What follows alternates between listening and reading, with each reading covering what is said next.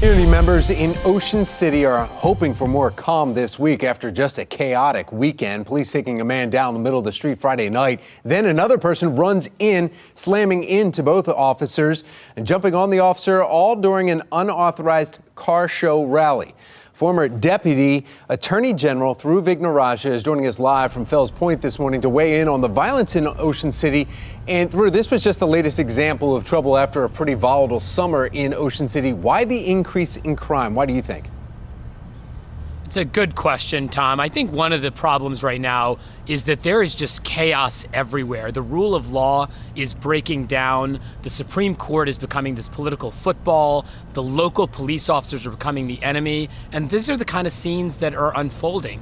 There are some black and white, clear-cut cases. George Floyd was a clear instance of police brutality. This was a clear instance of a citizen attacking police officers without any apparent reason. And it's very worrying to see it captured on video with hundreds of people watching and sort of rallying on the citizen and not the cops.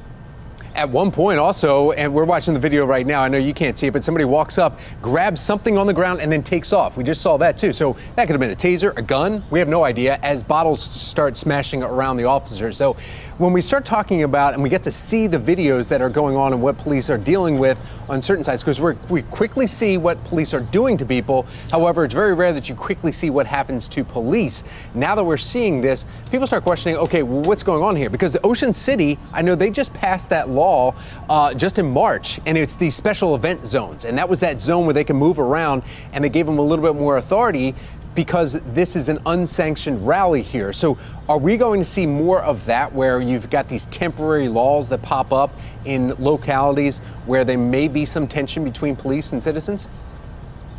Well, Tom, let's focus on what you just mentioned at the outset. Your audience saw that scene where there's an object on the ground. That could have been a taser. It could have been a gun. It could have been a baton. These kind of scenes escalate very quickly when we start losing that basic bond of trust between police and the community. What really stood out for me is the fact that there were so many individuals not knowing what was happening. Look, this could have been the ordinary chaos of stupidity. Somebody who drank too much, just acting up. But these are the kinds of scenes we're seeing all across the country, and our public officials, our city leaders, our state leaders are not taking these threats seriously enough. It's never been particularly fashionable in Baltimore City to be a police officer in the last 5 or 10 years. It's going to become increasingly difficult to recruit officers if these are the kinds of punishment that we're going to subject them to on the streets.